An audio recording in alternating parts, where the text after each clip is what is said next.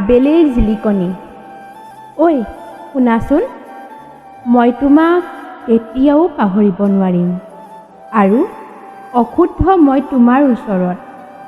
আবেলিৰ বেলিৰ পোহৰে বিলাইছিল তোমাৰ আৰু মোৰ প্ৰেমৰ জিলিকনিবোৰ। কিন্তু কি কৰিম, নিয়তিৰ পৰিহাস।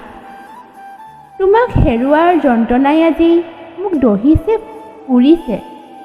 প্ৰশ্ন উত্থাপন হৈছে, চিনাকি হৈছিলোৱে বা কিয়? আৰু নোহোৱাটোৱেই ভাল আছিল চাগৈ। তেতিয়া হয়তো তোমাৰ মোৰ ওপৰত ইমানখিনি নিষ্ঠুৰ অভিমান কেতিয়াও নহ'লহেঁতেন।